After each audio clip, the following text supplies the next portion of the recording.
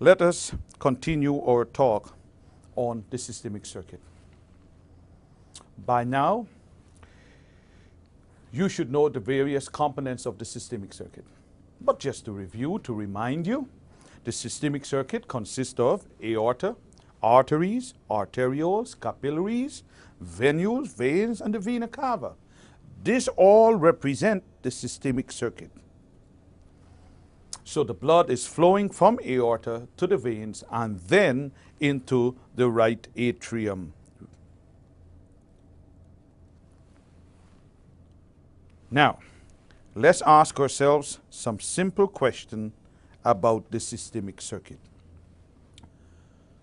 Some preambles to further understand the systemic circuit. Here's a question I want to pose to you. Which part of the systemic circuit would you expect to have the greatest pressure drop? Again, which part of the systemic circuit would you expect to have the greatest pressure drop? That's right. The answer is the arterioles. And you can see from this diagram that in the arterioles, the pressure drops from about mean pressure of 80 to 40. We have this tremendous pressure drop in the arterioles. This tremendous pressure drop in the arterioles is very important. First, let's understand why there is such a great pressure drop in the arterioles. Of course, because the arterioles represent a massive branching of the vessels. And because of this massive, from the arteries into the arterioles, this branching massively increases cross-sectional area. And this branching, therefore, will massively decrease the pressure of the fluid that is flowing within the vessels. Now, what's the benefit of having such a great pressure drop in the arterioles? Benefit. What comes after the arterioles? Capillaries. And we know and we expect that the capillaries should have a low pressure in order to facilitate exchange.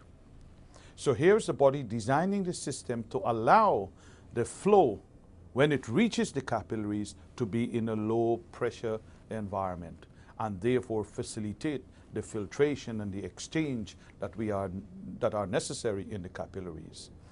Now, having said that, ladies and gentlemen, if I should ask you in this diagram, and here's another question, which part of the systemic circuit would you expect to have the smallest cross-sectional area? Again, the smallest cross-sectional area. That's right, the aorta. The aorta has the smallest cross-sectional area. Why? Now, sometimes there is a confusion about this. I want you to pay attention to the word cross-sectional area. I did not ask which vessel has the smallest radius. From a point of view of physics, radius and cross-sectional area are not the same thing. Cross-sectional area is the sum of radii or radiuses. We have one aorta, but we have several arteries, thousands of arterioles. When you add the radii or radiuses of all the arteries and all the arterioles, they are much more than the single aorta that we have. So therefore, the aorta has the smallest cross-sectional area, but the capillaries have the largest cross-sectional area. The capillaries have the largest cross-sectional area. So therefore, when we are comparing cross-sectional area, we can see then that the aorta, because it's a single vessel, compared to all the other thousands of other arteries and arterioles, the aorta, smallest cross-sectional area, not radius, but the capillaries have the largest cross-sectional area. Now in this new slide, we are going to look at the effect of velocity with regards to the systemic circuit. As you recall, we are relating velocity with cross-sectional area. In the previous slide, we talked about cross-sectional area, and pressure drop. And we said that the greatest pressure drop was, of course, in the arterioles. And we reminded you, and we want to remind you again, that when we are talking about cross-sectional area, we are talking about total cross-sectional area.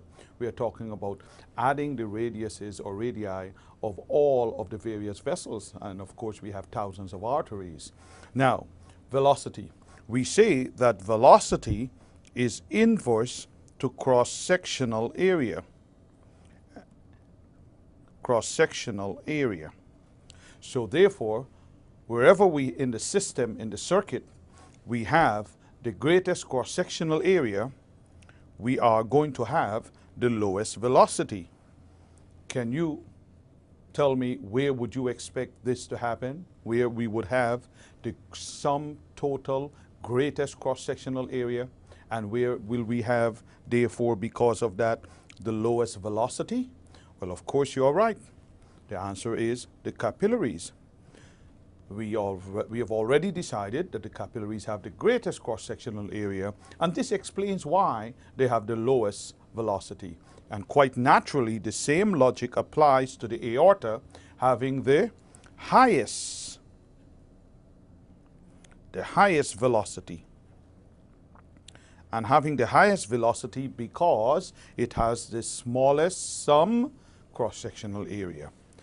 Now, having said that, this brings us to the important concept of hemodynamics.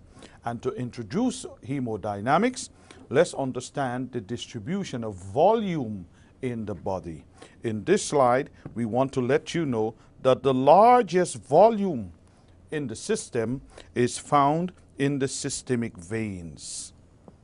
The largest volume is found in the systemic veins, and the second largest volume in the system is found in the pulmonary circuit.